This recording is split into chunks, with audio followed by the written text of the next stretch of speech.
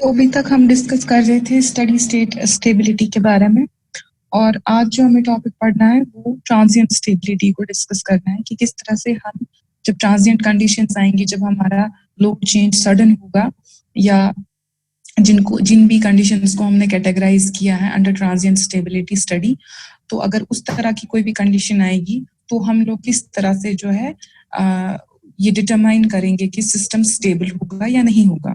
ठीक है, तो उससे पहले आपको मैं ये बताऊं कि जो हमारे पास जैसे कोई भी मतलब डेल्टा में चेंज होगी, ठीक है, डेल्टा में अगर स्मॉल चेंज हो गई तो आपका स्टेडी स्टेट आता है। ये स्टेडी स्टेट स्टेबिलिटी में आप इस चीज को जो है पढ़ते हो।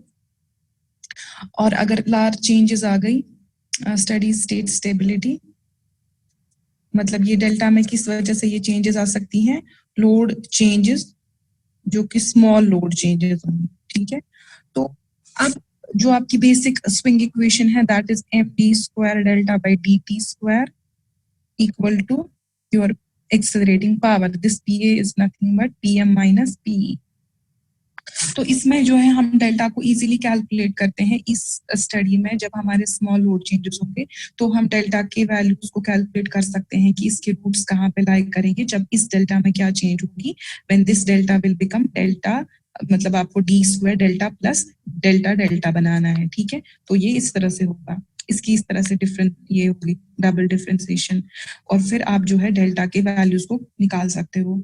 फिर आपकी कंडीशन आती है कि किस तरह से जो है आपका कितना ये जो है पावर होगा, आपका पावर एंगल कर्व किस तरह का होगा। अगर आप इस डेल्टा में ये चेंजेस आती हैं तो ये पावर एंगल कर्व किस तरह का होगा, and then you can determine कि इस डेल्टा के डी ये जो आपका है पावर जो है विद रिस्पेक्ट टू डेल्टा, उसमें किस तरह के रूट्स वगैरह आते हैं, और फिर आप उससे डिटरमिन कर सकते हो कि ये सिस्टम स्टेबल हो सकता है या ये सिस्टम स्टेबल नहीं होगा। उसके लिए भी आपको जो है कि दो कंडीशंस होंगी कि अगर आपका जो पावर होगा, ये जो आपका पी पावर होगा विद रिस्पेक्ट टू डेल्टा, यानी कि ये कर्व की बात हम कर रहे हैं, अगर ये होगा with respect to its initial delta, अगर वो लेस देन 0 होगा तो सिस्टम अनस्टेबल हो जाएगा आपका, और अगर वो ग्रेटर देन 0 होगा तो आपका सिस्टम स्टेबल होगा। फॉर स्मॉल डिस्टर्बेंसेस की बात है ये। ठीक है, बेसिकली जो ये आपका स्टेडी स्टेट स्टेबिलिटी है, स्टेडी स्टेट स्टेबिलिटी ये जो टॉपिक है ये आप खुद पढ़ोगे, ये आप नागराज कोठारी से पढ़ सकते हो। ठीक है, तो ये टॉपिक जो है आप खुद पढ़ोगे, it's very easy, you will get to know कि हमारी जब स्मॉल डिस्टर्बेंसेस होते हैं तो उस पॉइंट ऑफ टाइम पे how can we say that system is stable, what is the condition for stable and what is the condition for system which is not a stable system. ठीक है, तो वहां से आपको कंडीशन पता चल जाएगी इस स्टेबिलिटी की। लेकिन जब हम ट्रांजिएंट स्टेबिलिटी की बात करते हैं for the changes which are very sudden changes, और when there is some kind of serious fault, or when there is loss of generation, in that case your delta is your these deltas, or we can say this system जो है इसमें जो है काफी changes आती हैं। जो हमने देखा कि जो डेल्टा एंगल होता है वो किस किस के बीच में होता है, we know what is the delta, delta is the load angle और दी पावर एंगल। ठीक है, या टॉर्क एंगल भी उसको कहते हैं। तो उस केस में क्या है कि जब भी आपका डेल्टा चेंज हो जाएगा तो ये एक फिर किसी एक पॉइंट पे सेटल हो जाएगा अगर कि सिस्टम स्टेबल होगा। तो अगर सिस्टम स्टेबल नहीं होगा तो वी नो कि जो डेल्टा के वैल्यूज होंगे with respect to time that will be like this और समथिंग लाइक दिस, इस तरह के कर्व्स होंगे, they will never come to some steady state point. लेकिन अगर सिस्टम स्टेबल होता है तो आपका जो डेल्टा होगा अगर किसी एक पॉइंट पे ऑपरेट कर रहा होगा, it will go something like this, इसका एक मैक्सिमम स्विंग होगा, then it will come back, then it will go like this, then it will go like this, and then finally it will attain some steady state value. ठीक है, and we get this, अगर हमें कहीं पर भी जब इस तरह की सिचुएशन होती है, वी गेट टू नो कि इसका एक मैक्सिमम वैल्यू आ गया डेल्टा का, एंड देन इसके बाद ये डिक्रीज होने लगा, तो हमें एक इंडिकेशन मिल सकती है, yes there is some peak, there is some swing, and then it goes back like this, so there is a probability that system will be a stable system, still system will become a stable system. और ये जो है आपके यहाँ पे जो ये मतलब ये जो ऑसिलेशंस है, ये जो है एक स्टेडी स्टेट, पहले ऑसिलेशंस होंगे जब भी आपकी जो है डिस्टर्बेंसेस होंगी, and then it will attain some steady state value at some other value of delta. तो ये बेसिकली क्या होता है कि हम लोग जो स्टेबिलिटी स्टडी पढ़ रहे हैं इसमें बेसिकली हम लोग अज्यूम कर रहे हैं कि जो हमारी मैक्सिमम कंडीशंस होंगी, ठीक है।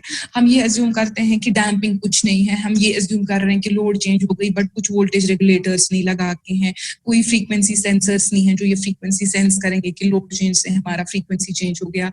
तो वो एक हमारा जनरेटिंग सिस्टम जो भी है which is a completely automatic system, तो वहां पे जो है वो चेंजेस आ जाएंगी and controllers will come into play and then they will start to generate that amount of power जो भी रिक्वायरमेंट होगा, चाहे इंक्रीज लोड कंडीशन होंगी, चाहे डिक्रीज लोड कंडीशन होंगी, या डैम्प जो मतलब डैम्पिंग्स प्रोवाइडेड होती है, इनहेरेंट डैम्पिंग्स होती है मशीन में भी या सिस्टम में भी, तो वो चीजें आ जाएंगी और उनकी वजह से जो है सिस्टम स्टेबल होगा। We are not considering all those conditions because what we want to study in this topic, in this power system stability, we basically want कि कितना वर्स्ट केस कंडीशन हो सकता है, डैम्पिंग भी कुछ नहीं है, और जैसे कि हम लोग सेलियंसी में इंक्लूड करते हैं इनकी रोटर्स की, तो हम बिल्कुल एक इस तरह की कंडीशन लेते हैं जो हमारी एक वर्स्ट कंडीशन हो सकती है, या जहां तक पावर सिस्टम मैक्सिमम कंडीशन तक जा सकता है, उस पॉइंट पे हम लोग जाते हैं और हम फिर देखते हैं कि सिस्टम को हम एनालाइज करते हैं, बेसिकली सिस्टम को एनालाइज करते हैं। जब हम एक बार सिस्टम जानेंगे कि सिस्टम में अगर इस तरह की डिस्टर्बेंस आ गई तो ऐसा हो सकता है, तो मैक्सिमम कितनी डिस्टर्बेंस आएगी, when we will get to know कि सिस्टम कहाँ तक हैम्पर हो सकता है, फिर जाके हम उसका डिजाइन कर सकते हैं उसको कंट्रोल करने का। तो वही हम पावर सिस्टम स्टेबिलिटी में पढ़ रहे हैं। Otherwise you have automatic generation control system in which you will control the system automatically. You will sense, the sensors will sense there is a load change, they will accordingly control the input to the steam turbines या जो भी है हमारे वहां पे, तो वो input control होगा, उतना ही मैकेनिकल इनपुट जनरेटर्स को जाएगा और वो उतना ही लोड करेंगे, चाहे लोड इंक्रीज हो गया चाहे लोड डिक्रीज हो गया, चाहे फ्रीक्वेंसी इंक्रीज हो गई चाहे फ्रीक्वेंसी डिक्रीज हो गई, चाहे वोल्टेजेस जो पर्टिकुलर बसेस पे मेंटेन नहीं हो रही हैं, तो वी कैन कंट्रोल दैट। और वी हैव फैक्ट्स डिवाइसेस, जो ये सब चीजें कंट्रोलर्स जो है हमारे पावर सिस्टम में लगे होते हैं एट एवरी पॉइंट, जो हम ये चीजें कर सकते हैं। तो ये सब कुछ है, बट हम ये स्टडी इसलिए कर रहे हैं ताकि हम लोगों को ये एक एनालिसिस पहले पता चले, हमें पहले पता चले कि सिस्टम में कहाँ तक जो है प्रॉब्लम्स हो सकती हैं, कितना वर्स्ट केस सिनेरियो हमारे पास हो सकता है। We first study that and then we can design its controllers, हम बाद में वो सब चीजें देख सकते हैं। तो अब यही चीज है कि हम लोग जब भी ये मतलब ये पढ़ते हैं ये स्टेडी स्टेट, तो स्टेडी स्टेट स्टेबिलिटी जैसे हमने पढ़ी, तो मैंने आपको बताया था कि जैसे अगर हम नोट्स में मैंने मेंशन भी किया था और लास्ट लेक्चर में भी बताया था कि जैसे हम स्विंग इक्वेशन लिखते हैं तो हम उसमें एक टर्म इंक्लूड करते हैं। अगर आप मतलब फर्दर इस सिस्टम को प्रॉपरली देखोगे तो पावर सिस्टम में होगी डैम्पिंग, और डैम्पिंग वाली टर्म उस इक्वेशन में आएगी, बट इस स्टडी में हमें वो सब चीजें कंसिडर हम नहीं करते हैं। While we derive these equations we don't consider there is damping, we don't consider any factor जो कि इसको कंट्रोल करता है, we don't consider while studying this transient stability और this steady state stability, we don't consider there is any damping in the system, ठीक है। या saliency हम इंक्लूड नहीं करते हैं कि मतलब सेलियंसी अगर होगी, मतलब आपके जो आपके रोटर्स ये जो होते हैं, हम ये सेलियंट पोल टाइप नहीं लेंगे, हम सिलेंड्रिकल लेते हैं, अज्यूम करते हैं, हम सेलियंसी को नेग्लेक्ट करते हैं, क्योंकि उसकी वजह से जो पावर की इक्वेशन होती है वो इस तरह से आती है कि आपका जो नेट पावर होता है उसका इक्वेशन इस तरह से आता है, उसमें दो टर्म्स आती है, एक आता है आपका ईवी जो पावर आपको देगा in case of salient machine, that is EV by X D sine of delta plus V square by 2 1 by x cube minus 1 by x d sin of 2 delta. So you have these two terms. एक तो ये है जो आपका net power होगा, एक तो ये वाली टर्म आएगी, और दूसरा v square by 2 and all this and sin of 2 delta, जिसकी कुछ इस तरह से वेव फॉर्म आएगी, और जो टोटल वेव फॉर्म आएगी वो कुछ इस तरह से आएगी। तो हो गया ना कि आपके पास सिस्टम में इतना मैक्सिमम पॉइंट है कि आप इस मैक्सिमम पॉइंट तक जा सकते हो। सो यू हैव आपका जो वो एक रेंज जो है वो सॉर्ट ऑफ बढ़ गया कि आप कहाँ तक अगर कहीं पर भी डिस्टर्बेंस आती है, so you have this amount of range कि जहां तक आप जा सकते हो, और आप सिस्टम को इस पॉइंट तक स्टेबल मतलब स्टेडी स्टेट स्टेबिलिटी में आपका मैक्सिमम आप 90 डिग्री तक जा सकते हो। तो you have this amount of margin कि आप सिस्टम यहाँ तक स्टेबल हो सकता है। अदरवाइज जो आपका नॉर्मली सिलेंड्रिकल पोल होता है या ये होता है, उसमें आपका सिर्फ ये वाला एक टर्म आ जाता है, जिसकी वजह से आपका जो लिमिट है वो कम हो जाता है। So what we are considering this worst case, this ये जो आपका यहाँ पे है कि इतना ही हमारा मैक्सिमम पावर एक मशीन में है.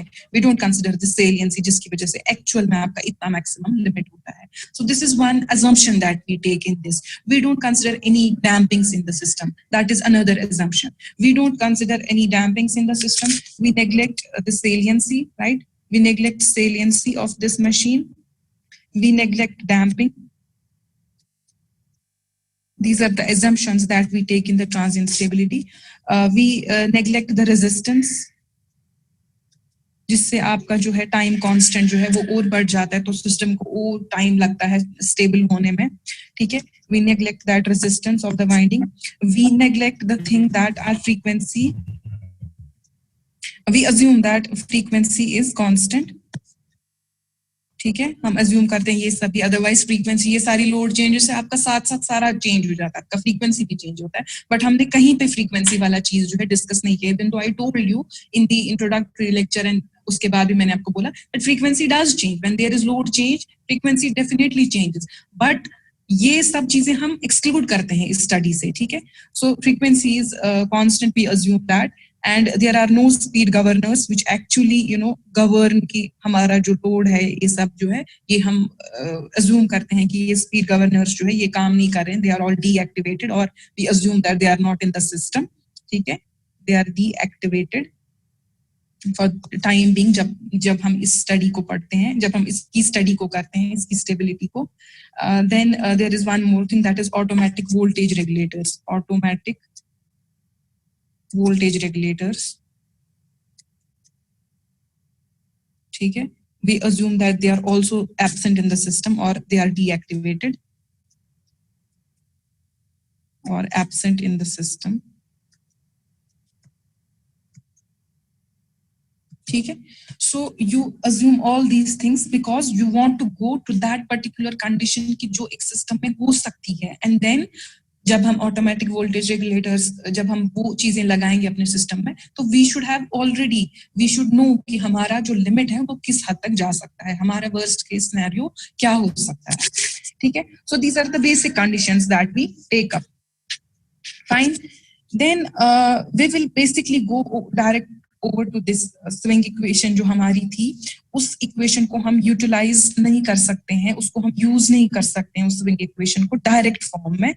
क्या कहते हैं इसको, स्विंग इक्वेशन को जो है हम यूज करते हैं फॉर स्टेडी स्टेट स्टेबिलिटी. जो मैंने आपको दिया टास्क पढ़ने के लिए, उसमें हम स्टेडी स्टेट ये स्विंग इक्वेशन से ही स्टेडी स्टेट स्टेबिलिटी लिमिट को चेक करते हैं, या हम ये चेक करते हैं कि हमारा सिस्टम किस पोजीशन पे स्टेबल है और किस पोजीशन पे अनस्टेबल है. But for this transient stability, this swing equation, क्योंकि अब इसमें वो जो डेल्टा प्लस डेल्टा था वो नहीं है, अब this delta is now a large thing. It's not that small amount of change in the delta, जो कि आपको small disturbances की वजह से small change in delta होता है. अब transient conditions है तो this delta will also be a very large, there will be a larger change in with respect to delta. So we cannot go with that method जो कि हम steady state stability में adopt करते हैं swing equation के लिए, but we have now अगर हम उस swing equation का यूज करेंगे तो that becomes a complex method for us. So there is one approach जिससे हम इस चीज को पढ़ सकते हैं कि हमारा सिस्टम ट्रांजिएंट स्टेबिलिटी यानी कि ट्रांजिएंट कंडीशंस में जब सडन लोड चेंजेस हो जाती हैं तो हम कैसे ये डिटरमिन कर सकते हैं that our system is stable और our system is not a stable system. So for that we go for the equal area criterion. We do the graphical method. हम graphical approach use करते हैं और उस graphical approach से हम लोग क्या करते हैं, हम लोग ट्रांजिएंट्स देखते हैं कि सिस्टम में अगर इस तरह की जो लोड चेंजेस आती हैं या कुछ इस तरह के सीवियर फॉल्ट्स होते हैं जिसकी वजह से there is a very large difference between the powers and because of which there is the large change in the with respect to the rotor angle, तो we have that equal area criterion for that. ठीक है.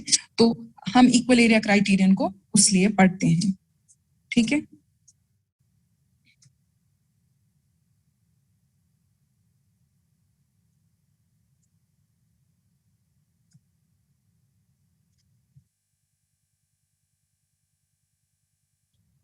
शयान, आप सुन रहे हो? Yes ma'am.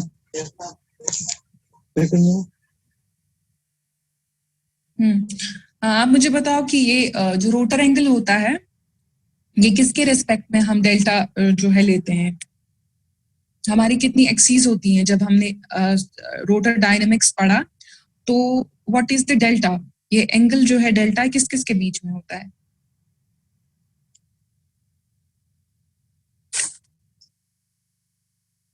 Ma'am ये बोलो। एक तो रेफरेंस एक्सिस के अक्रॉस होता है और होता है रोटर रोटेशन। रेफरेंस एक्सिस और रोटर।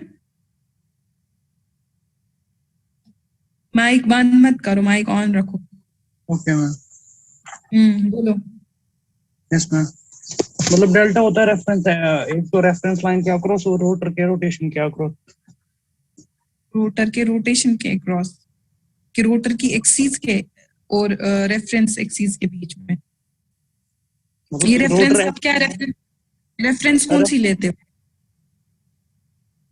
रेफरेंस कौन सी एक्सिस है ये। रेफरेंस तो फिर स्टेशनरी एक्सिस भी है और हमारी दूसरी एक्सिस भी होती है। हम स्टेशनरी एक्सिस के अक्रॉस। स्टेशनरी एक्सिस और रोटर की एक्सिस के बीच में डेल्टा। थीटा कहाँ पे होता है, किस किस के बीच में होता है।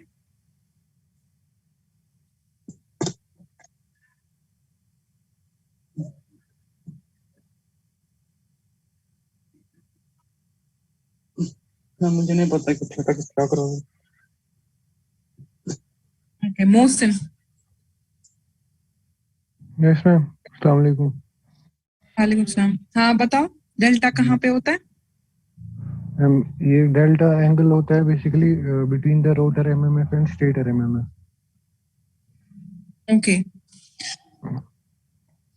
तो जो स्टेटर का एमएमएफ होता है उसकी क्या स्पीड होती है।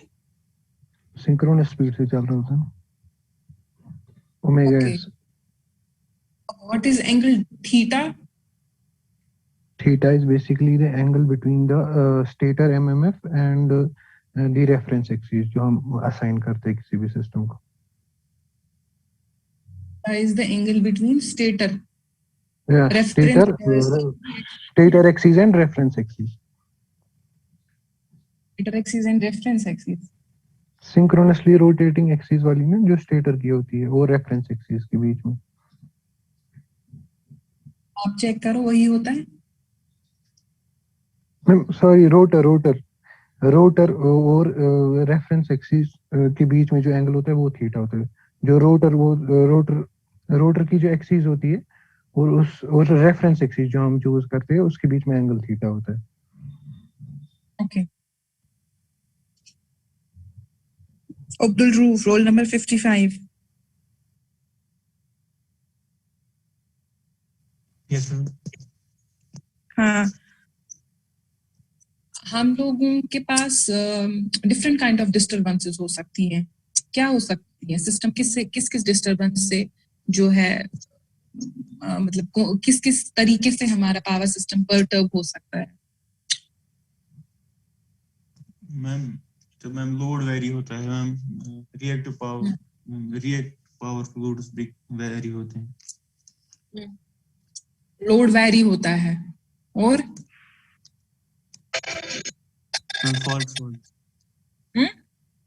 मैम फॉल्ट्स और बस यही दो केसेस हो सकते हैं। तो स्टेडी स्टेट स्टेबिलिटी जो हम पढ़ते हैं तो उसमें हम किस तरह के डिस्टरबेंसेस को कंसिडर करते हैं स्टेडी स्टेट स्टेबिलिटी में। मैम जिसमें मैम छोटी डिस्टरबेंसेस, जिसमें छोटी डिस्टरबेंसेस। अच्छा, सडन डिस्टरबेंसेस किस में कंसिडर करते हैं।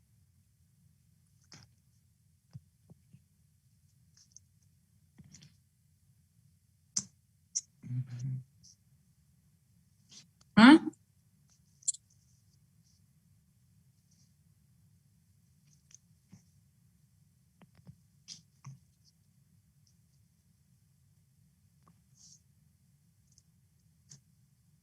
एक्सेलरेटिंग पावर किसके बराबर होता है सिंक्रोनस मशीन में?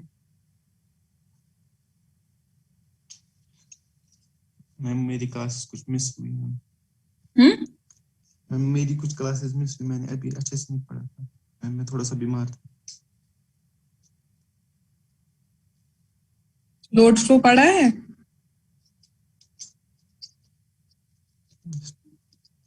मैंने रिवाइज नहीं किया। बहाने, वो बीमार थे, पढ़ा नहीं है, रिवाइज नहीं किया है।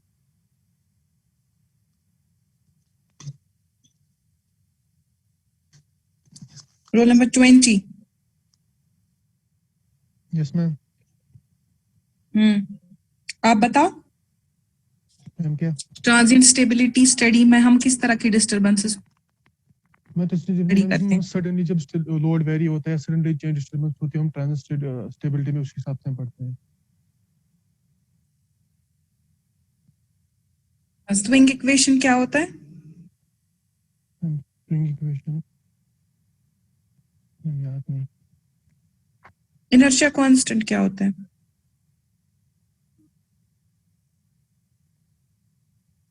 पता नहीं चाहिए।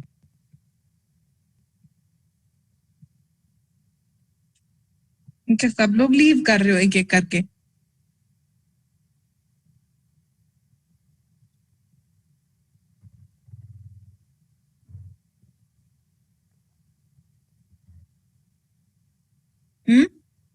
What is inertia constant?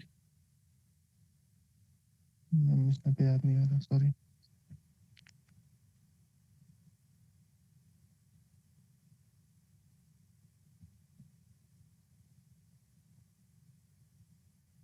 Jacobian matrix क्या होता है? मैम जो मैं उसमें पढ़ा था एक्सप्लेन याद।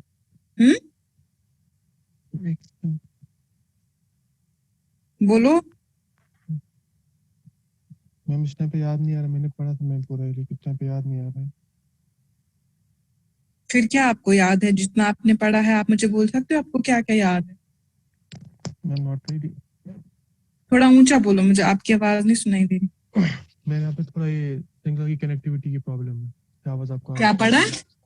मैं यहाँ पे सिंगल कनेक्टिविटी की प्रॉब्लम, इससे आवाज नहीं आ रही क्लियरली। कोई बात नहीं, बोलो आप। मैंने स्टेज में पावर स्टेशन में रिवाइज नहीं किया मैम इस टाइम पे अभी।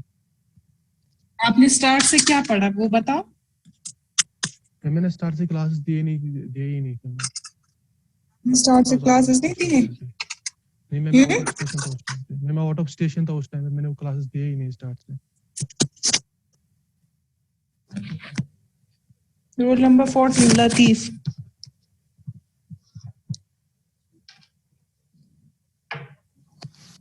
Yes, ma'am. 14. What is difference between inertia constant m and inertia constant h?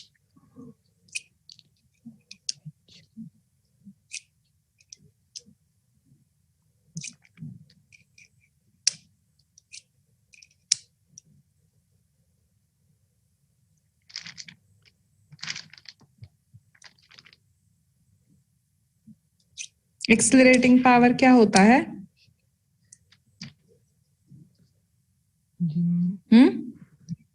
Accelerating power क्या होता है? Accelerating power.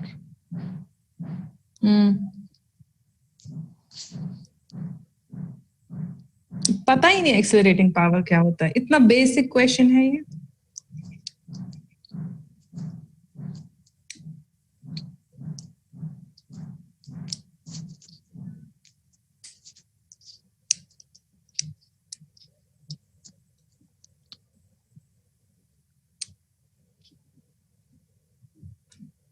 PQ बस कौन सी बस होती है?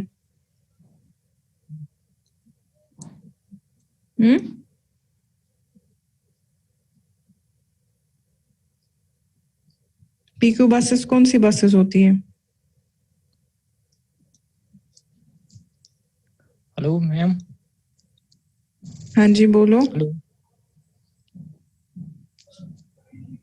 Hello. आपको आवाज नहीं? जी मैम, अब आ रही है। अच्छा अच्छा, मैंने आपको पूछा था कि आपने कोई क्वेश्चन सुना था, एक्सेलरेटिंग पावर क्या होता है? जी मैम, एक्सेलरेटिंग पावर। हम्म, जी मैम, एक्सेलरेटिंग पावर मतलब जिसमें हम मतलब जो मतलब रियल पावर होता है वो मतलब ट्रांसमिटेड होता है, मतलब ओवर जो लॉसेस लाइन होती है, जो मतलब फॉर एग्जांपल हमें कोई मतलब कोई गिवन लाइन दी होगी वहां पे, तो फिर हम उसी के ऊपर देखते हैं कि इसमें मतलब कितना एक्सेलरेट हो रहा है पावर, कितना इसमें मतलब ज्यादा हो रहा है या कम मतलब ज्यादा हो रहा है। तो हम सीधे ये कह सकते हैं कि इस इसमें कितनी मतलब पावर एंगल, मतलब इसमें कितनी पावर एंगल मतलब एंगल है, और मतलब एंगल की अगर हम एंगल एज पर एंगल देखेंगे तो पावर एंगल तो अलग चीज है। एक्सेलरेटिंग पावर जो आप बोल रहे हो ट्रांसमिशन लाइन में होता है क्या? जी मैम। आप कह रहे हो ना ट्रांसमिशन लाइन में पावर देखते हैं, वही होता है एक्सेलरेटिंग पावर। जी मैम, अगर हाँ मैम, और ग्राफ मतलब अगर हम ग्राफ भी बनाएंगे उस पे अगर हम एंगल मतलब एज पर एंगल देखेंगे तो उसमें भी एक्सेलरेट होता है, मतलब देख सकते हैं। एक्सेलरेटिंग क्या होता है? एक्सेलरेट का क्या मतलब होता है? जी मैम। कुछ रोटेशन, कुछ मोशन। मैंने कहा एक्सेलरेट का क्या मतलब होता है? जब आप कहीं पर भी एक्सेलरेटिंग पावर यूज करो, चलो पावर तो समझ आता है, लेकिन एक्सेलरेटिंग पावर क्या होता है? कुछ मतलब होगा ना इसका मतलब। क्या ये ट्रांसमिशन लाइंस के साथ हो सकता है एसोसिएटेड आपके हिसाब से?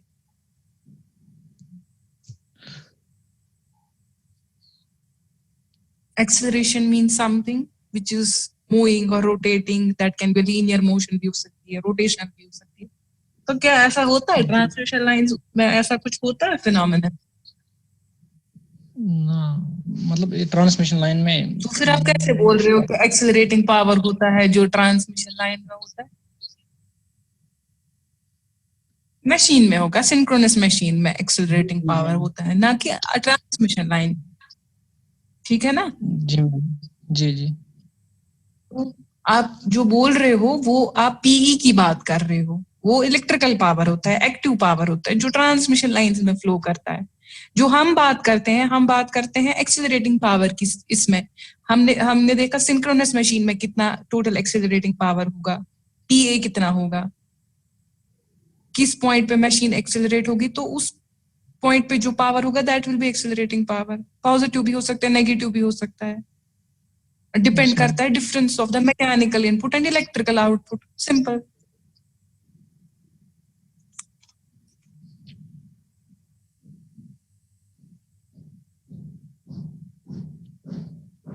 रीतिका। Yes ma'am. हाँ जी।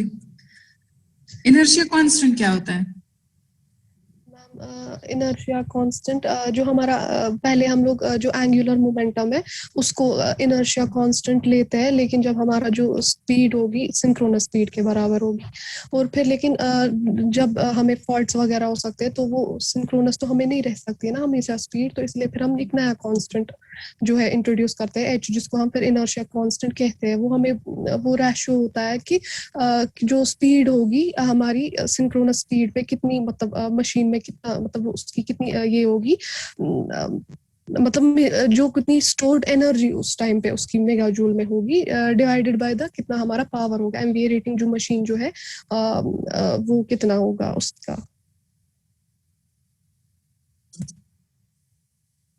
दानिश 57। जी मैम। आप बताओ मुझे कि ये जो सिंक्रोनसली रोटेटिंग एक्सिस जो है, जी मैम। सिंक्रोनसली रोटेटिंग एक्सिस जो होती है ना सिंक्रोनस मशीन में, वो Yes, रोटर ma'am. एंगल के साथ कौन सा एंगल बनाती है? सॉरी, रोटर के साथ वो कौन सा एंगल बनाती है? वो बनाते हैं डेल्टा एंगल मैम रोटर के साथ। डेल्टा को क्या नाम rotor, yes ma'am, delta angle. और ये रेफरेंस एक्सिस के साथ नहीं टोटल होता है हमारे पास, जो रोटर एक्सिस और रेफरेंस एक्सिस के साथ हमें थीटा होता है। जो डेल्टा है ना, इसको आप क्या नाम देते हो? व्हाट जी you call ma'am, delta? Delta को क्या कहते हैं? पावर एंगल, हाँ पावर एंगल बोलते हैं। और दूसरा नाम? किसका? ठीक है, पावर एंगल का दूसरा नाम क्या होता है? मैम ये सिंक्रोनस एंगल भी, जो सिंक्रोनस मशीन में एंगल होता है वही पावर एंगल। टॉर्क एंगल किसको कहते हैं? जी हाँ, क्या मैम, मुझे आवाज ही नहीं आ रही है। टॉर्क टॉर्क एंगल किसको कहते हैं? टॉर्क एंगल, टॉर्क एंगल मुझे नहीं है, टॉर्क एंगल पता नहीं। टॉर्क एंगल भी यही होता है, उसी को बोलते हैं पावर एंगल भी, इसी को बोलते हैं rotor angle. Okay ma'am. Transient stability study में क्या पढ़ते हो आप? मैम जो एक्चुअल में ट्रांजिएंट स्टेबिलिटी होती है, ये सडनली चेंज जब आकर हो जाएगी, जब system will remain stable saturation, तो ये कंटिन्यू करता है परफॉर्म टू सेटिस्फैक्टरी, उसी को हम बोलते हैं transient stability ma'am. Transient stability study में हम क्या क्या चीजें पढ़ते हैं, मतलब किन किन डिस्टरबेंसेस को हम पढ़ते हैं? मैम जो एक्चुअली में उनमें डिस्टरबेंस होती है ये ट्रांजिएंट स्टेबिलिटी में, मैम एक्चुअली में होती है ये लाइन स्विचिंग होती है, ये जो उनमें डिस्टरबेंस ये होती है लाइन या रिमूव जब लोड को करते हैं, सडन रिमूव जब होता है लोड में, फॉर एग्जांपल ऑपरेशंस होते हैं, फॉर एग्जांपल ये फॉल्ट जब आकर आता है किसी सिस्टम में, या सडन आउट ये लाइन में किसी लाइन जब सडनली हम रिमूव करते हैं, यही मैम। डिवाइसेस आप पढ़ते हो ना? जी फैक्ट्स आप पढ़ रहे हो ना अभी? Yes ma'am. आप क्यों उनको यूज करते हो आप? फैक्ट जो फॉर एग्जांपल हम करते हैं उनको कंपनसेट करने के लिए, फॉर एग्जांपल जब लॉस वॉस आते हैं ना, तो कंपनसेट वही मैम। अच्छा, हम फैक्ट्स में बहुत सारे पढ़ते हैं, डिस्टरकॉम है, स्टेटकॉम है, वाइस्ट्रा। वही उनका क्या काम होता है? मैम कंपनसेट करने की, फॉर एग्जांपल अगर हमारे पास ये किसी जगह की voltage, for example D state com है ना, वो करंट ये वोल्टेज करंट कंपनसेट करने के लिए यूज होता है, करंट बेसिस कंपनसेशन जब करनी होता है तो डी स्टेट कॉम होता है यूज, ऐसे। और फॉर एग्जांपल डीवीआर है, जिसको हम बोलते हैं डायनामिक वोल्टेज रजिस्टर, वो हमें वोल्टेज बेसिस प्रॉब्लम्स के लिए यूज होते हैं। और होता है हमारे पास यूनिफाइड पावर क्वालिटी कंडिशनर, जिसे हम बोलते हैं, जो हमें बोथ वोल्टेज और करंट बेसिस प्रॉब्लम्स के लिए होते हैं यूज।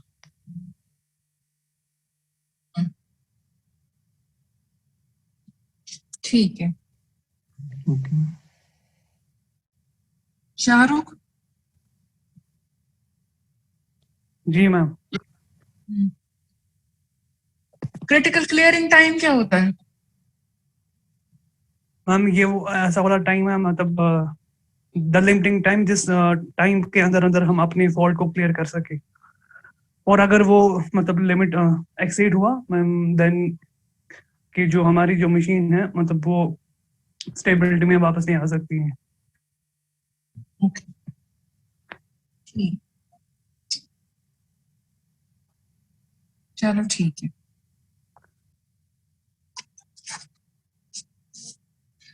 ठीक है, तो will start with the equal area criterion now.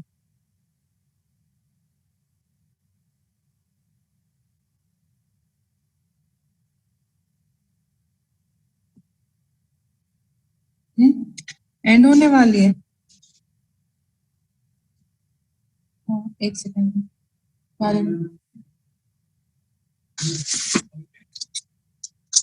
तो हम लोग कितने, अभी कितना टाइम है? 46। चलो जितने 3 मिनट्स, एक सेकेंड रुक जाओ। अभी कौन है होस्ट?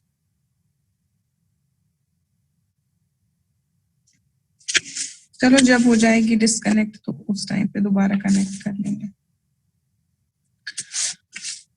तो हम लोग क्या करते हैं इसमें, इक्वल एरिया क्राइटेरियन जो है हमारा, मैंने आपको ये बताया था अभी तक की जो ट्रांजिएंट स्टेबिलिटी स्टडी जो हम करते हैं, तो हम इसमें क्या क्या अजम्पशंस लेते हैं। ठीक है, वर्स्ट केस के लिए हम स्टडी कर रहे हैं, तो हम देखते हैं कि ये सब चीजें जो मैंने आपको डिस्कस की कि ऑटोमेटिक वोल्टेज रेगुलेटर सिस्टम में नहीं है, या स्पीड गवर्नर डीएक्टिवेटेड है, फ्रीक्वेंसी कांस्टेंट है, सेलियंसी को हमने नेग्लेक्ट किया है, या और भी बाकी सब चीजें जो मैंने आपको बताई वो हम कंसिडर करते हैं, वो अजम्पशंस हम लेते हैं, and we study this thing की ट्रांजिएंट स्टेबिलिटी जो हम सिस्टम की पढ़ते हैं।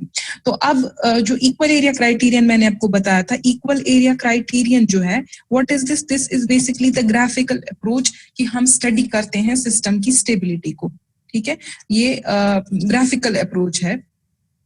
इससे हमें क्या पता चलता है कि सिस्टम ट्रांजिएंट स्टेबिलिटी जब हमें देखनी होगी, हम इस को जो है इस इक्वल एरिया क्राइटेरियन को देखते हैं कि इक्वल एरिया क्राइटेरियन के अकॉर्डिंग हम लोग ग्राफिकली प्लॉट करते हैं P versus this delta, and then we see कि ये सिस्टम जो है ये स्टेबल होगा या ये सिस्टम स्टेबल नहीं होगा. ठीक है. सो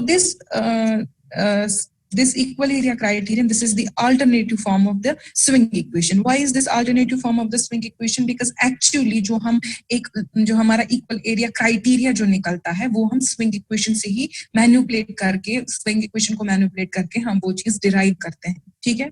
So this is nothing different from this. हम कहते हैं कि swing equation से हमको पता चलता है कि हमारा system stable है या नहीं जब small change, small disturbances होंगे.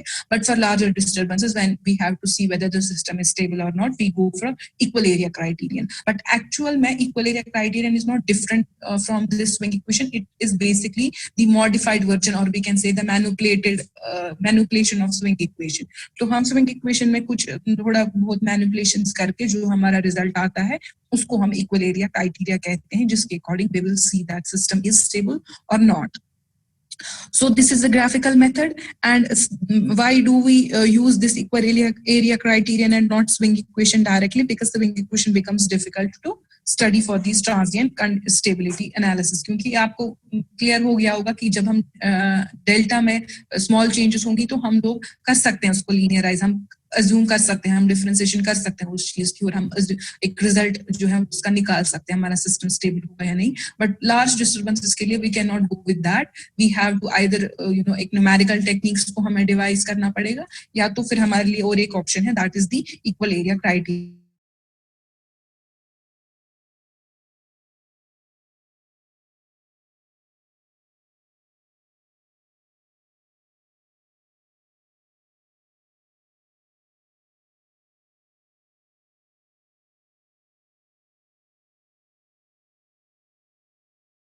थे यहाँ पे कि अब जो swing equation है that becomes difficult. So as per our swing equation, we know this is our swing equation. md square delta by dt square is equal to pm minus pe or pa, which is the accelerating power here. In case of a synchronous generator, we have accelerating power pa equal to pm minus pe, and in case of a synchronous machine, we have a pe minus pm जो होता है हमारा accelerating power. तो steady state condition में we know that pa is 0. Why is pa 0 in steady state condition? Because whatever the electrical output is required, we have that amount of input, mechanical input in our system. ठीक है. तो अब इस equation को, जो ये आपकी first equation है, what we will do, we will multiply this by 2 times d delta by dt. We are manipulating this equation, and ये जो 2 d डेल्टा बाय dt हमने किया, हमने इस इक्वेशन को थोड़ा सा मैनिपुलेट करना है. ठीक है. तो जब हम इसको करते हैं 2 d डेल्टा बाय dt से मल्टीप्लाई, यहाँ से भी हमने इसको मल्टीप्लाई किया और यहाँ से भी मल्टीप्लाई किया, बाकी की सब इक्वेशन वही है, md square delta by dt square equal to pa. Then afterwards ये m जो है हम इधर से लेके आते हैं. Then the next step is, what is this 2 times d delta by dt into d square delta by dt square? This is nothing but the differentiation of this thing. अगर आपके पास यहाँ पे कोई एक वेरिएबल से इसको रिप्लेस करोगे, कोई k s x जो भी है, और उसकी डिफरेंशिएशन आप करोगे, you will get this thing. ठीक है. Simply you differentiate d delta by dt, इसका स्क्वायर आपको डिफरेंशिएट करना है, आपको ये मिल जाएगा. तो हम इस चीज को इससे रिप्लेस कर रहे हैं. ठीक है. तो जब हमने इस चीज को इससे रिप्लेस किया, so we have this d by dt of d delta by dt का square. So this is equal to what? So this will be equal to 2 times pa by m into d delta by dt. ये 2 जो है यहाँ पे है, pa यहाँ ही पे है, m भी है, बाकी सारी टर्म्स यहाँ ही है. सिर्फ आपने इसको रिप्लेस किया है इस d by dt of d delta by dt का होल स्क्वायर से. ठीक है. उसके बाद आप इस इक्वेशन को इंटीग्रेट करोगे, तो उससे पहले मल्टीप्लाई करोगे dt से मल्टीप्लाई किया, यहाँ पे ये और ये कैंसिल हो गया, ये भी कैंसिल हो गया. मैथमेटिकली सब कुछ ये आपको तो समझ आ ही जाएगा ये किया हुआ है. तो इसके बाद आप इसको इंटीग्रेट करते हो. मैंने पहले इसका इंटीग्रेशन का साइन लिया है. ठीक है. ये अब इसके बाद इंटीग्रेट होता है, integrating on both sides. So what you will get this integration of this d of this thing, और यहाँ से भी आपका यहाँ से भी इंटीग्रेशन आएगा, यहाँ से भी आएगा. ठीक है. इस इक्वेशन को, and finally what you will get d delta by dt का whole square is equal to 2 times PA under steady state condition हम देख रहे हैं तो हमें पता है कि ये मतलब हमारे पास हम इस कंडीशन को देख रहे हैं, लेकिन we know that at steady state condition are PA equal to 0. But अभी जो हम कंडीशन निकाल रहे हैं, जनरल कंडीशन निकाल रहे हैं कि जब हमारी जो हम स्विंग इक्वेशन मशीन के निकालते हैं, ठीक है. तो so this is 2/m PA d delta. तो फर्दर इस इक्वेशन को जब हम आगे नेक्स्ट स्टेप देखते हैं तो what we do is this is d delta by dt का जो होल स्क्वायर था उसको हमने स्क्वायर रूट में लिया and we get this equation. तो जो ये इक्वेशन है, इस इक्वेशन में आप देखोगे we have this delta with respect to time. मतलब कि जब भी आपके सिस्टम में कोई चेंज आ जाएगी, what will change, delta not जो कि हम स्टेडी स्टेट कंडीशन में लेते हैं, डेल्टा नॉट से वो किसी और डेल्टा पे चला जाएगा और हम उसका वेरिएशन देख सकते हैं. तो जब स्टेडी स्टेट कंडीशंस नहीं होगी उस टाइम पे इस d डेल्टा बाय dt की कुछ वैल्यू होगी, और जब स्टेडी स्टेट कंडीशंस होंगी you will have this d delta by dt equal to 0. Simple, because आपका विद रिस्पेक्ट टू टाइम आप डेल्टा को देख रहे हो, तो what is that is a constant thing, so it will be 0. So अगर आपका ये स्टेडी स्टेट कंडीशन होगा, so whole this thing will be equal to 0 because at that point you know PA is 0 and all these rest of these two things, these are constants, we know this. So d delta by dt will be equal to 0 for steady state condition. But when there is a disturbance, when there is a fault, when there is any sudden load change or anything like that, this delta will change with respect to time. This d delta by dt won't be equal to 0 and you will be evaluating this with respect to this equation. ठीक है ना. उस time पे d delta by dt आपका ये चीज होगा, 2 by square root of 2/m integral of PA into d delta, right? उसके बाद आपका फर्दर जो है ये d delta by dt को हम लिख सकते हैं, इस एक्सेलरेटिंग पावर को PA को हम कैसे लिख सकते हैं, we can write this as PM minus PE. ठीक है. So this is PM minus PE. तो इस PM को हम यहाँ पे लिखते हैं और PE को हम लिख सकते हैं in terms of P max sine of delta, because you know PE is what, PE is E V by X and sine of delta. ठीक है ना. तो यहाँ पे क्या होता है, साइन ऑफ डेल्टा जब आपकी मैक्सिमम 90 डिग्री पे आपका क्या होगा, maximum value of this PE होगा, that is EV by X. सो हम इस EV by X को रिप्लेस करते हैं बाय P max से और साइन डेल्टा यहाँ पे रहता है, so ये आपका PE बनता है. This is another form of writing this EV by X into sin delta. So we have written it P max sin of delta into D delta. ये मतलब आपको जरूरत पड़ेगी, otherwise we have this equal area criteria आपको यहाँ से निकल जाता है PA का इंटीग्रल से. तो ये है कि कभी कुछ न्यूमेरिकल पूछी जाएगी इन टर्म्स ऑफ दीज थिंग्स, तो ये उस चीज के लिए है. ठीक है. तो दैट मीन्स कि आपका जब इस तरह की कंडीशन होगी that you have this delta and it is changing with respect to time, you have this delta graph and you have this time t axis.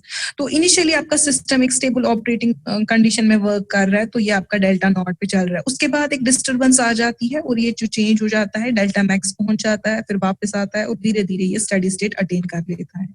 That means कि जब ये स्टेडी स्टेट अटेन कर लेगा, at some point of time d delta by dt will be equal to 0 when this will be a constant thing. ठीक है, क्योंकि already भी ये d डेल्टा बाय dt 0 था और जब ये स्टेडी स्टेट में आएगा इसका ये तब 0 होगा.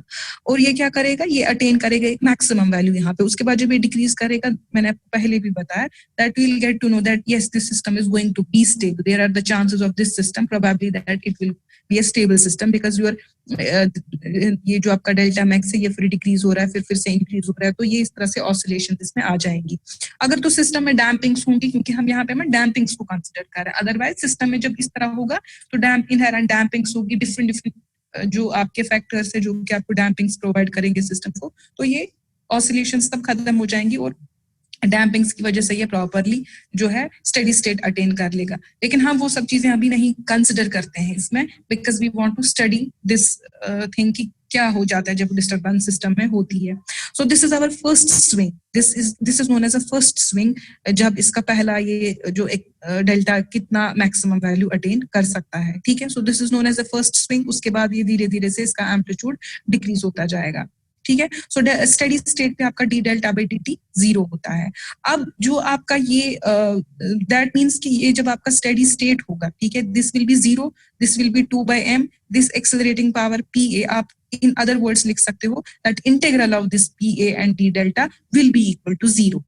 ठीक है, तो ये आपको ये इस इक्वेशन से मिलता है, because you know at d delta by dt this will be 0, so you can write this is equal to 0 and this is integral of PA, integral of this PA with respect to this d delta, this will be equal to 0.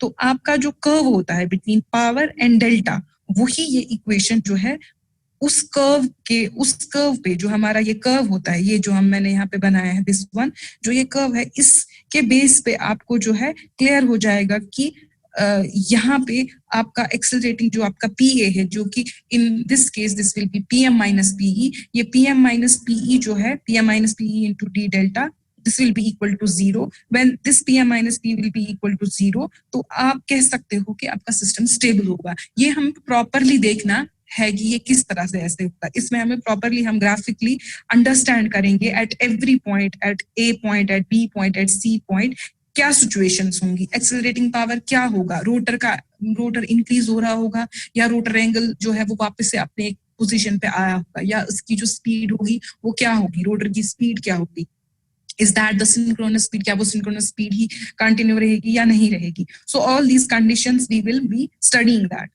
So up till here आपको इस equation से अगर आप steady state condition देखना चाहोगे तो इस equation को आप 0 सब्स्टिट्यूट करो यहाँ पे and you will get this integral of PA into D delta will be equal to 0। Definitely आप इस इंटीग्रल के कुछ लिमिट्स दोगे, we will be seeing that, हम लिमिट्स यही देंगे डेल्टा नॉट, डेल्टा 1, डेल्टा 2, ये हमें इसके लिमिट्स देने पड़ेंगे और हम इस PA को जो है properly in terms of PM and PE देंगे, ठीक है। So we will be seeing कि जितना आपका एक्सेलरेटिंग पावर होगा, सपोज आपका यहाँ पे एक मशीन है इस पॉइंट A पे, ठीक है, तो इसमें आपका क्या किस तरह का ग्राफ है कि ये इस पोजीशन पे जो है हमने इसका कुछ चेंज किया या कोई चेंजेस आ गई, ठीक है, ये तो एक प्रॉपर केस है कि आप मैकेनिकल इनपुट इसमें इंक्रीज कर रहे हो, ये तो उसका है।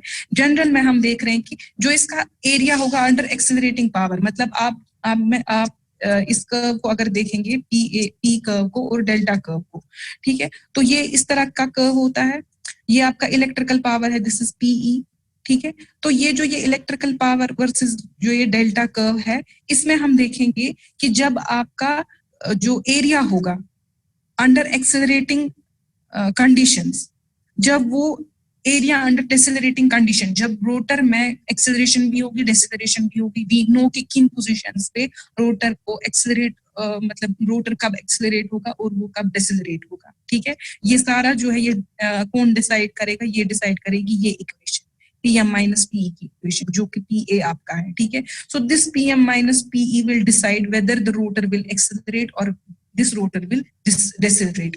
तो accordingly जब रोटर एक्सेलरेट कर रहा होगा with some speed, it will gain some amount of energy, ठीक है, and when this rotor will decelerate, तो ये वो एनर्जी जो है वापस देगा। तो हम ये कह सकते हैं कि एरिया जितना भी अंडर दिस एक्सेलरेटिंग कर्व होगा, when that is equal to the decelerating, when the area under acceleration, जो भी एरिया इस ग्राफ का होगा अंडर एक्सेलरेशन, जब वो डेसेलरेशन के बराबर आ जाएगा उस ग्राफ के, तो हम कह सकते हैं कि सिस्टम स्टेबल है। अगर ऐसा हुआ कि एक्सेलरेशन कंडीशंस इस तरह से हो गई कि आप इस ग्राफ में जब इसको आप प्लॉट करोगे, यू विल सी कि जो डेल्टा है वो इंक्रीज हो रहा है बहुत हद तक, ताकि आपका कभी भी एक्सेलरेटिंग पावर आपके डिसेलरेटिंग पावर के बराबर नहीं आएगा, यानी कि ये एरियाज जो है ये बराबर नहीं आएंगे। उस पॉइंट पे हम कह सकते हैं कि हमारा सिस्टम अनस्टेबल हो जाएगा, ठीक है। तो ये हम प्रॉपरली और पूरा ग्राफिकली जो है इसको अंडरस्टैंड करेंगे डिफरेंट कंडीशंस पे। तो अभी के लिए वी विल बी यहाँ तक हम इसको जो है कि वाइंड अप करते हैं, और ये इक्वेशन जो है हमने यहाँ तक डिराइव की कि इक्वल एरिया क्राइटेरिया में आपका जो एरिया होता है टोटल PA जो होगा वो होना चाहिए 0। Total PA the area this, because integral क्या होता है, area under the curve, under this curve जो ये P को रिप्रेजेंट कर रही है, इस पावर को रिप्रेजेंट कर रही है, तो this will be equal to 0, क्योंकि इस पावर कर्व है तो ये इलेक्ट्रिकल PE का कर्व है ये, लेकिन हम लोग जो है इसमें PM जो है वो भी दिखा रहे हैं कि इनपुट पावर इसका क्या होगा, और for other cases as well, जैसे कि यहाँ पर हम लोग क्या करें, हमने मैकेनिकल इनपुट पावर पहले PM नॉट था, फिर हमने मैकेनिकल इनपुट इसको चेंज किया है, इंक्रीज किया है, तो उसकी वजह से डेफिनेटली आपका रोटर एंगल चेंज हो जाएगा, may be from delta not to delta 1 और even it will go up to delta 2। तो फिर किस तरह से इसमें ऑसिलेशंस होंगी और किस तरह से जो है सिस्टम वो स्टेबल हो सकता है, या उसकी क्या कंडीशन हो सकती है स्टेबल होने की, ठीक है। तो ये सब चीजें जो है हम इसी इक्वल एरिया क्राइटेरिया में पढ़ेंगे कि सिस्टम कब स्टेबल होगा। So in totality this equal area criteria you studied कि ये जो इक्वल एरिया क्राइटेरिया है ये बेसिकली एक ग्राफिकल अप्रोच है, जो कि हम लोग स्विंग इक्वेशन जो हमें ये एक स्टेबिलिटी, स्टेडी स्टेट स्टेबिलिटी जो है कहती है कि मतलब कैसा हमारा सिस्टम स्टेबल होगा या नहीं होगा, वैसे इक्वल एरिया क्राइटेरिया हमारा डिटरमिन करता है इन case of transient stability study that whether our system will be a stable system और it won't be a stable system. Since swing equation is difficult to use in this transient stability study, so we go for a graphical approach, and that graphical approach is known as equal area criteria. So this equal area criteria has basically been derived from the swing equation. We manipulate that swing equation, we get some result, and we use that result in order to check whether our system is stable when there are disturbances with respect to the system, wherever you change the mechanical input or there may be some faults in the system. We will be discussing that in the detail के किस तरह से ये होगा, ठीक है, in our next lecture. बोलो ma'am. एक जब आपने कहा ना स्टेडी स्टेट में हमारा डी डेल्टा बाय डी 0 के बराबर होगा स्टेडी स्टेट पे, वो अकॉर्डिंग टू इक्वेशन वो तो बराबर है integral of P A of delta of is equal to 0। मगर चूंकि हमारा ऑलरेडी जो पी इलेक्ट्रिकल पावर होता है मैकेनिकल पावर के ही बराबर होता है, तो पी ए ऑलरेडी 0 है ना, उसमें हम इंटीग्रेट। अभी मत आपको पता है सिस्टम स्टेबल है, आप एक सिस्टम चेक कर रहे हो, आप एक कंडीशन दे रहे हो कि ये कंडीशन हो रही है, क्या इस कंडीशन में जो आपका सिस्टम है वो स्टेबल होगा या नहीं होगा। ये जो basically P A D delta आपको देखना है, ये आपको चेक करना है। जब आप इक्वल एरिया क्राइटेरिया पढ़ोगे ना तो आपको समझ आएगा कि पी ए है क्या। बेसिकली ये पी ए हमने जो इंटीग्रल ऑफ पी ए है इसको हमने डिवाइड किया है इन टू थिंग्स। इसमें पी ए में 2 एरियाज आते हैं। एक एरिया आता है आपको एक इस ग्राफ का वो एरिया है जिसमें सिस्टम जो है कि एक्सेलरेट होता है, और दूसरा हिस्सा जो है इसमें जिसमें ये सिस्टम डिसेलरेट होता है। बेसिकली जो आप कह रहे हो कि सिस्टम हमारा जब स्टेडी स्टेट में आएगा तो पी ए का इंटीग्रल तो 0 होगा ही, लेकिन ये होना चाहिए, दिस इज आवर कंडीशन कि PA should be equal to 0. Area under this, if the area under the curve will become 0 under this PA curve, अगर वो 0 हो जाता है तो हमारा सिस्टम स्टेबल है। लेकिन ये जिस टाइम पे आपका स्टेबल सपोज कोई सिस्टम है वो अनस्टेबल है, उस कंडीशन में आपको कभी PA का इंटीग्रल 0 नहीं आएगा। This is the condition of stability, this is the condition basically. ये नहीं है कि हमेशा ऐसा होगा, ठीक है। कौन पूछ रहा था? मैम समझ गया। पूछ रहा था, मुझे नहीं पता चल रहा है ना।